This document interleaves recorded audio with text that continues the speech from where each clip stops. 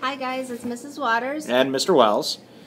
Today we're going to be talking about the I.C.E. technique. I in I stands for idea, C is citation, and E, explanation. And Mr. Wells is putting some highlighter on there to show you that we're going to be highlighting the areas in which you can find those. The idea will be in green, the citation will be in pink, and the explanation will be in blue. Today we're going to be using a very well-known fairy tale called Rumpelstiltskin. A miller who liked to brag met the king. He said, "Your Majesty, I have a daughter who can spin straw into gold." So the king, who liked to have gold, locked the miller's daughter into a room filled with straw and a spinning wheel and said, "If you can spin this straw into gold by morning, you'll be my queen. If not, you'll die."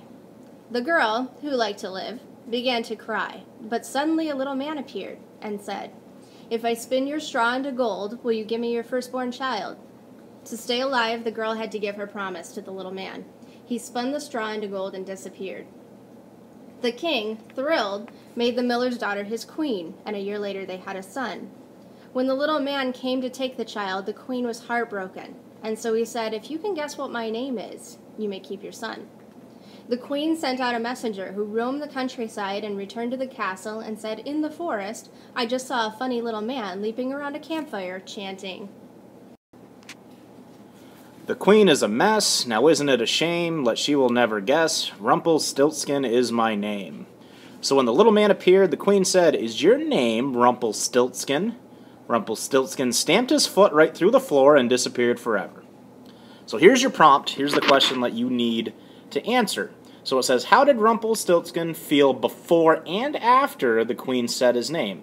So let me get out my handy-dandy highlighter. So the idea is pretty much your answer. It's your claim. It's what you're saying. So let's see what it says. All right. So before the queen said his name, Rumpelstiltskin was feeling confident and happy that she would never guess his name. So that right there is my idea. All right, that's my I in iced. Because my claim, what I'm saying, is that he is feeling confident. Here's my quote, my citation. It says, "The messenger said in the forest, I saw a funny little man leaping around the campfire chanting." All right. My explanation, because it doesn't directly say like he was happy, right? So my explanation for my quote is, well, he's happy because the little man's actions like dancing and chanting a rhyme indicate his mood, that he's happy. So that is the explanation for that quote, all right? Through indirect characterization, all right, of him acting, like leaping around in a campfire, that is proving my idea that, he's a happy little guy.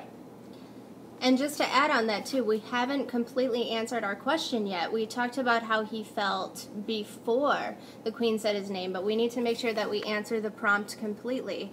So we also need to continue on with our answer and talk about how he felt after. This is where we're going to take the I.C.E. technique again and just repeat it right as our second part of the answer. So down below, it's in italics just so you can see the change. Rumpelstiltskin was upset after the queen said his name. Right there is the main idea for the second half of your answer. And then we need to give a quote or a citation to back it up. So our quote is, "Rumpelstiltskin stamped his foot right through the floor and disappeared forever." We can't assume that our reader knows everything about our topic, so we're going to take it a step further and explain. The act of stamping his foot through the floor shows his anger. Alright guys, so that is an example of how to use the I.C.E. technique of idea, citation, and explain. Thanks.